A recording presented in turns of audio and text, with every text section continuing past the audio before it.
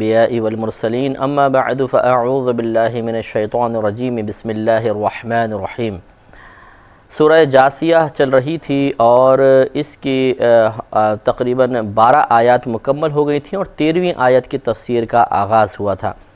اس میں پھر اللہ تبارک و تعالیٰ نے اپنی عظمت و قدرت کا بیان فرمایا، اپنے احسانات کا تذکرہ فرمایا تاکہ سننے والے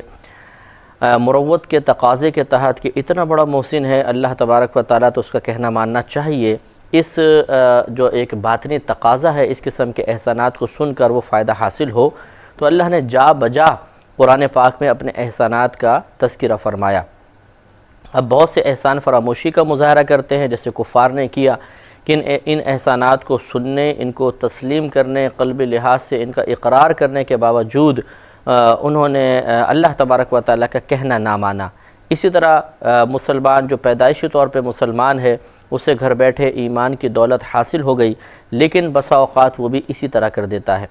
کہ وہ اللہ تعالیٰ کے احسانات کو صحیح طریقے سے تسلیم نہیں کرتا ہے۔ یعنی تسلیم کرنا زبانی صرف ہوتا ہے، جو اس تسلیم کرنے کے بعد کچھ تقاضے ہیں، مروتاً بھی ہیں، کچھ طبعی تقاضے ہیں کہ محسن کا کہنا ماننا چاہیے، وہ کہنا ماننے سے روگردانی کر بیٹھتا ہے۔ لہذا ارشاد فرمایا وَسَخَّرَ لَكُم مَّا فِي السَّمَاوَاتِ وَمَا فِي الْأَرْضِ جَمِيعًا مِّنْهُ، اور مسخر کیا اللہ تبارک و تعالی نے تمہارے لیے جو آسمانوں میں ہے اور جو زمین میں ہے، جَمِيعًا مِّنْهُ تمام کا تمام اس کی طرف سے، یعنی اللہ کی طرف سے یہ مسخر کر دیا گیا ہے۔ إِنَّ فِي ذَلِكَ لَآيَاتٍ لِقَوْمٍ يَتَفَكَّرُونَ، بے شک اس میں ضرور نشانیاں ہیں ایسی قوم کے لیے جو غور و تفکر کرتی ہے۔ تو یہ اللہ نے زمین و آسمان کو جو کچھ اس کے درمیان ہے مسخر کر دیا ہمارے لیے، مطلب یہ ہے کہ اسے ہمارے لیے تابع کر دیا ہے، ایسا کر دیا ہے کہ ہم اگر کوشش کریں گے، تفکر کریں گے تو ان سب پر غالب آ جائیں گے۔ یہ اشارہ ہے اس طرف کہ دنیا کے اندر اور آسمان میں جو کچھ پیدا ہوا، اگر انسان مسلسل کوشش کرتا رہا تو ایک دن ہر چیز کی معرفت اور حقیقت حاصل کرنے میں کامیاب ہو جائے گا۔ جیسے کہ سائنسدان مسلسل تحقیقات کرتے چلے جا رہے ہیں، خلا میں پہنچے، اب آہستہ آہستہ خلا کے جو فاصلے ہیں وہ سمٹ رہے ہیں، خلا کی معلومات حاصل کی جا رہی ہیں۔ اسی طرح زمین کے اندر مشاہدہ کیا جا رہا ہے کہ کیا کیا ہے، اسی طرح سمندر کی تہہ کے اندر لوگ پہنچ چکے ہیں اور اس تہہ کے اندر کیا کیا ہے اس کے بارے میں تحقیقات شروع ہو رہی ہیں۔ تو اللہ تبارک و تعالی نے جو کچھ زمینوں کے اوپر ہے، جو زمین کے اندر ہے، جو سمندر کے اوپر ہے، سمندر کے اندر ہے، جو خلا میں بظاہر نظر آ رہا ہے، ہمیں آسمان پہ نظر آتا ہے، اور پھر حقیقتاً خلا میں پہنچنے کے بعد ہر چیز کے بارے میں اللہ نے وعدہ فرما لیا، واضح فرما دیا کہ یہ تمہارے لیے مسخر کر دی گئی ہیں، تمہارے تابع کر دی گئی ہیں۔ ضرورت اس بات کی ہے کہ ہم غور و تفکر کرنے کے بعد یہ ترقی کی منازلیں طے کرتے رہیں، ان چیزوں تک پہنچیں، اور ان چیزوں کے پاس پہنچنے کا مقصود صرف یہ نہ ہو کہ ایک قلب میں تجسس کا مادہ ہے، اس مادے کی، اس جذبے کی تسکین مقصود ہے، نہیں، بلکہ معرفت الہی مقصود ہونی چاہیے کہ ابھی تو ہمیں کچھ چیزیں ہمارے سامنے آئی ہیں جن پر غور و تفکر کرنے کے بعد دل اس بات کا اقرار کرتا ہے اور جھک جاتا ہے کہ ہاں ایک رب کریم اس پوری کائنات کو کنٹرول کر رہا ہے، اس نے اسے پیدا کیا ہے، اور پھر عقل حیران رہ جاتی ہے کیسا پیدا کیا ہے اور کیسی اس کی صناعت ہے۔ تو جب یہ آگے ہم بڑھتے چلے جائیں گے اور چیزیں ہمارے سامنے آتی چلی جائیں گی تو مزید ہمارا قلب مرعوب اور متاثر ہوگا، اللہ کی مزید معرفت حاصل ہوگی کہ واقعی اللہ تعالیٰ نے کیا کیا چیزیں پیدا کی ہیں اور وہ کیسی عظیم ذات ہے۔ تو اگر مقصود یہ معرفت الہی ہو تو فائدہ بھی ہے، اگر صرف کائنات کی ایک جستجو ہو کہ کائنات میں کیا کیا ہے اور صرف اس جذبہ جستجو کی تسکین مقصود ہو تو پھر ٹھیک ہے، ایک چیز منکشف تو ہو جائے گی کہ فلاں سیارے پہ کیا ہے، فلاں پہ کیا ہے، کیا کیا پایا گیا، تاریخ کیا تھی، مستقبل کیا ہوگا، لیکن اس سے اخروی فائدے حاصل نہیں ہو سکتے۔ اس لیے مسلمان کے لیے سعادت کی بات یہ ہے کہ وہ اس غور و تفکر کے سلسلے کو صحیح نیت کے ساتھ اگر کرے اور آگے لے کر چلے تو انشاءاللہ اس کے لیے یہ تفکر بھی عبادت، یہ تمام کوشش بھی عبادت ہو سکتی ہے، کیونکہ اللہ تعالیٰ نے جب اس میں نشانیاں رکھی ہیں، خود فرمایا اِنَّ فِي ذَلِكَ لَآيَاتٍ لِقَوْمٍ يَتَفَكَّرُونَ، جو اس کا مطلب یہ ہے کہ اللہ تعالیٰ نے قصداً ان چیزوں کو پیدا کر کے ان میں نشانیاں رکھیں، ان کے علامات مقرر کر دیں تاکہ ہم اس پہ غور و تفکر کریں۔ تو جب یہ اللہ کی مشیت کے موافق عمل ہو رہا ہے تو یقیناً اس پہ ثواب بھی مرتب ہوگا، اجر بھی ملے گا۔ لیکن انما الاعمال بالنیات، نبی کریم صلی اللہ علیہ وسلم کا فرمان ہے کہ اعمال کے ثواب کا دار و مدار نیتوں پر ہے۔ قل للذین آمنوا، آپ فرما دیجئے ان کے لیے جو ایمان لائے، یغفروا للذین لا یرجون ایام اللہ، کہ درگزر کریں ان لوگوں سے جو اللہ تعالیٰ کے دنوں کی امید نہیں رکھتے ہیں۔ ایام اللہ سے مراد وہ ایام جو اللہ تبارک و تعالیٰ نے جن کا مستقبل کے لحاظ سے تذکرہ فرمایا، جیسے قیامت کا دن، میدان محشر کا دن، جہنم میں جانے جنت میں جانے کا دن، تو ان ایام پر وہ یقین نہیں رکھتے ہیں، مراد کافر ہیں کہ اے حبیب کریم آپ ایمان والوں سے فرمائیے کہ وقتی طور پہ ان سے درگزر کریں۔ اور پھر اللہ تعالیٰ نے جب آیات جہاد نازل فرما دی تھیں تو پھر درگزر کا حکم نہیں تھا بلکہ جہاد کا حکم تھا، تو یہ پہلے کی آیات شمار کی جائیں گی۔ لِيَجْزِيَ قَوْمًا بِمَا كَانُوا يَكْسِبُونَ، کیوں ان سے درگزر کریں؟ تاکہ بدلہ دے اللہ تبارک و تعالیٰ کا ایک قوم کو اس چیز کا جو وہ کماتے تھے، یعنی جو انہوں نے ماضی کے اندر کام کیے، ان کو مہلت دیجئے تاکہ جب یہ اللہ تعالیٰ کی بارگاہ میں آئیں تو اللہ تبارک و تعالیٰ خود اس کا حساب لے۔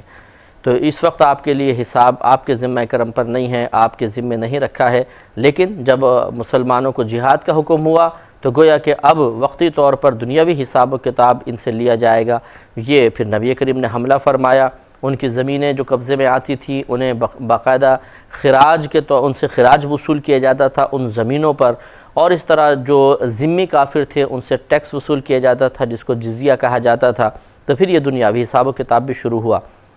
من عمل صالحا فلنفسہ، جو نیک عمل کرے تو اپنے لیے کرتا ہے، ومن اساء فعلیہا، اور جو برائی کرے تو وہ برائی اسی پر ہے۔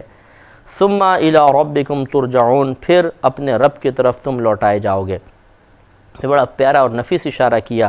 کہ اگر کوئی مسلمان 5 وقت نماز پڑھ لیتا ہے، قرآن پاک کی تلاوت کرتا ہے، اپنے آپ کو گناہ سے بچاتا ہے، روزے رکھتا ہے، اچھے دوستوں کی صحبت میں رہتا ہے، تو وہ اس کو اپنا کوئی کمال تصور کرتے ہوئے یہ نہ سوچے کہ شاید میں اللہ پہ کوئی احسان کر رہا ہوں، شاید اس کا اللہ کی ذات کو کوئی فائدہ ہو رہا ہے۔ اللہ کو کیا فائدہ؟ اس کا آپ ہی کو فائدہ ہوگا، کیونکہ اللہ تبارک و تعالیٰ کی تو ایک ایسی مخلوق جو فرشتہ کہلاتی ہیں، جو ہماری نگاہوں سے پوشیدہ ہیں اور اتنے کثیر ہیں کہ جن کی تعداد کا اندازہ اللہ اور اس کے رسول ہی بہتر جانتے ہیں، کہ وہ ہم وقت بغیر کسی نافرمانی کے، کیونکہ ان کے ساتھ نفس و شیطان نہیں ہے، عقل ہے نفس و شیطان نہیں ہے، وہ رات دن بغیر تھکے اللہ تبارک و تعالیٰ کی عبادت کر رہے ہیں، اور زمین و آسمان کا ذرہ چپا چپا انہوں نے اپنی عبادت کے ذریعے بھر دیا ہے اور گھیر لیا ہے۔ تو پھر اللہ تعالیٰ کو آپ خود سوچئے کہ ہماری عبادت کی کیا حاجت؟ اگر ہم 5 وقت نماز پڑھ کے اور کوئی نوجوان یہ سوچے یا بہن یہ تصور کرے کہ شاید میں اللہ پہ کوئی احسان کر رہی ہوں، تو ایک لمحے کے لیے فرشتوں کی عبادت پہ غور کر کے اپنی اس بچپنے والی بات پر خود ہنسیں اور اپنی اس نادانی کے اوپر مسکرائیے کہ ہم کتنے چھوٹے سے ذہن کے لوگ ہیں کہ اللہ تعالیٰ کی اربوں خربوں بلکہ لا تعداد مخلوق رات دن سجدے میں، تسبیحات میں، رکوع میں، قیام میں اللہ تبارک و تعالیٰ کی عبادت میں مصروف عمل ہے، تو وہ سب ایک طرف، اور آپ کی 5 وقت ہماری ٹوٹی پھوٹی عبادت، اس کے اوپر ہم ناز کریں کہ جی ہم شاید اللہ پہ کوئی احسان کر رہے ہیں، تو انتہائی بے وقوفی کی بات ہے۔ یوں سمجھ لیجئے جیسے ایک بادشاہ ہو اور ہزارہا ملکوں بہت سارے ملکوں پہ اس کی حکومت ہو، اور ہر طرف سے اس کے ملکوں کی آمدنی اس کے پاس آتی ہو جو اربوں خربوں کے حساب سے ہے، اور پھر آپ اس بادشاہ کے دربار میں جائیں اور اسے 5-10 روپے کا تحفہ دیں، اور پھر دل میں گمان کریں کہ میں نے اس پہ بڑا احسان کیا کہ 10 روپے کو تحفہ دے دیا، تو بے وقوفی کی بات ہے کہ اس کے پاس تو پورے کروڑوں کی تعداد میں اربوں خربوں کے حساب سے دولت آ رہی ہے، آپ کے 10 روپے کی کیا حیثیت؟ تو اس لیے ہمیں سمجھنا چاہیے کہ جو ہم نیک اعمال کر رہے ہیں یہ اللہ کی ذات پر کوئی احسان نہیں، اپنی ہی ذات پر احسان ہے۔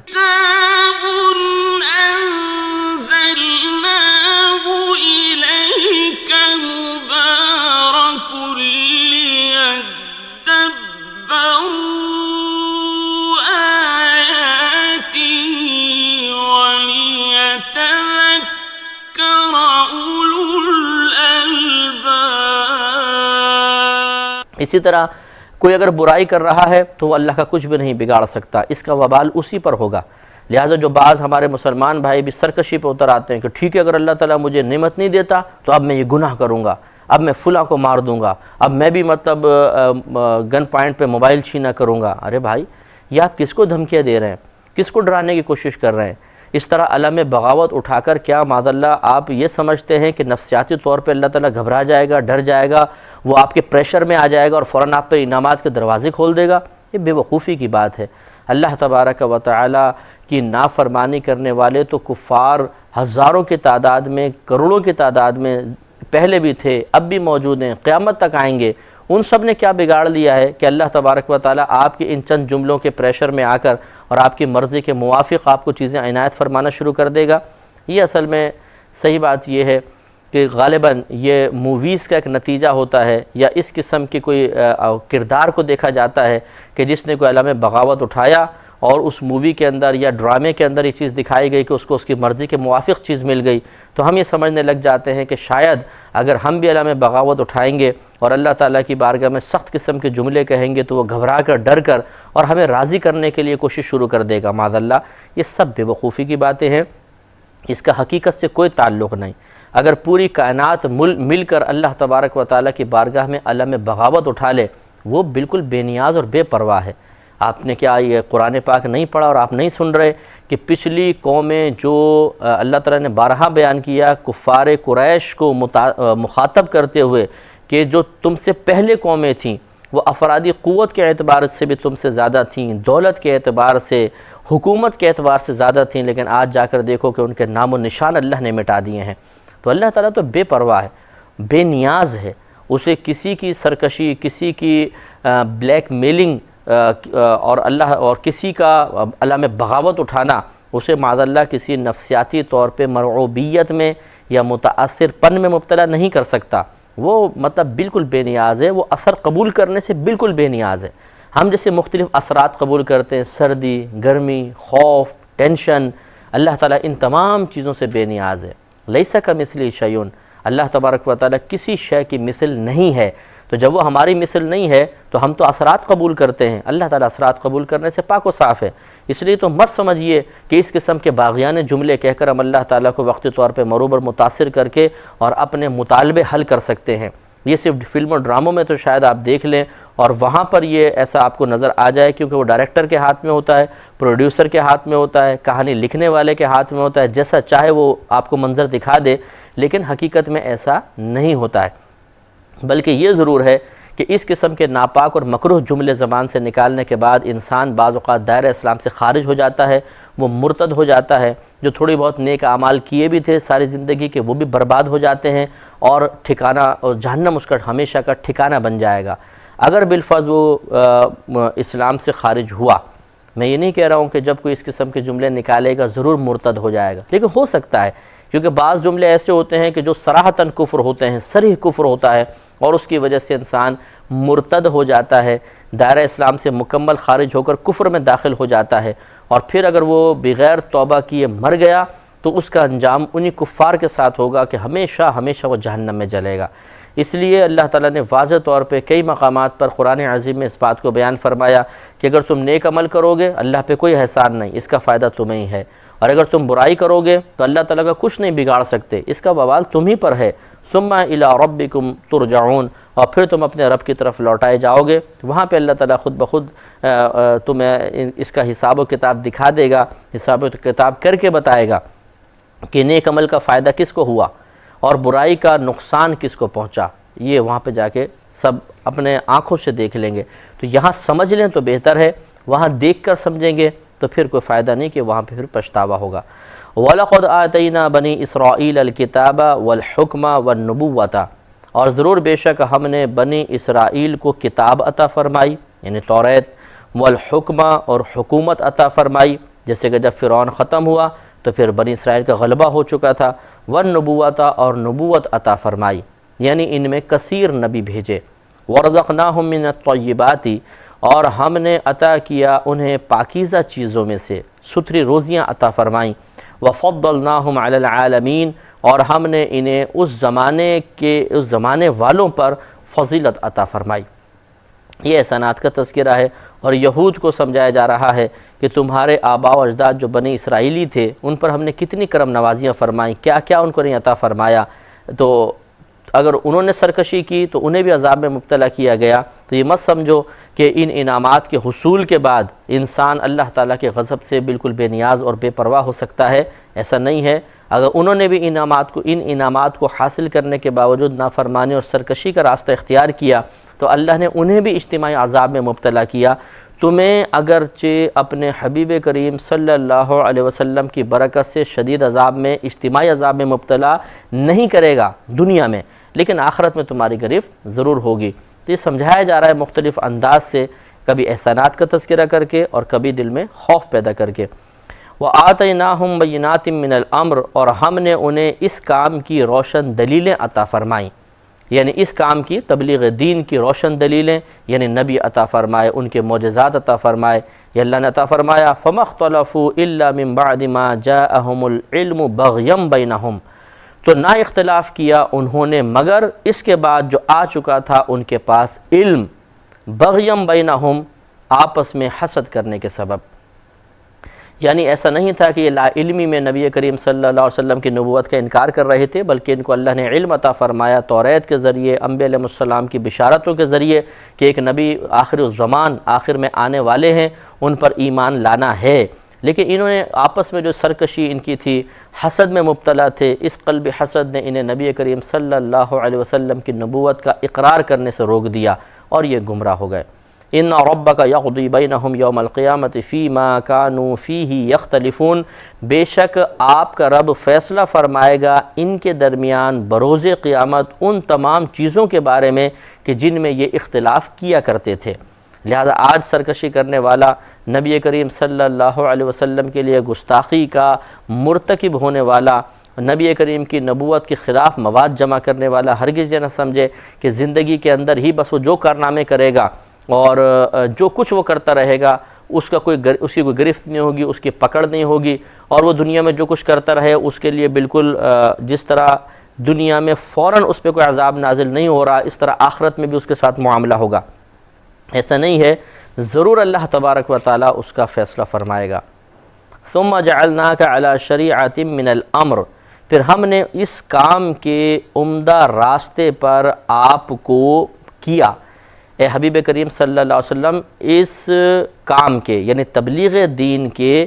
عمدہ راستے پر آپ کو ہم نے سرفراز فرمایا، یعنی نبی کریم تشریف لائے، آپ کو نئی شریعت عطا فرمائی گئی اور اس کام پر یعنی تبلیغ دین پر آپ کو مقرر کیا گیا۔ فاتبعھا، تو آپ اسی راستے پر چلیے، ولا تتبع اہواء الذین لا یعلمون، اور ان لوگوں کے راستے کی پیروی نہ کیجیے کہ جو جاہل ہیں۔ جاہلوں کے پیچھے آپ ہرگز مت جائیے گا، ان کی کوئی بات مت مانیے گا۔ اور یہ تنبیہ اس لیے نہیں ہے کہ نبی کریم ایسا کوئی ارادہ رکھتے تھے، بلکہ مراد یہ ہے کہ جو راستہ آپ کو عطا کیا گیا وہ حق راستہ ہے، اسی پر آپ قائم رہیے گا۔ انشاءاللہ سلسلہ کلام جاری رہے گا اگلے پروگرام میں۔ وآخر دعوانا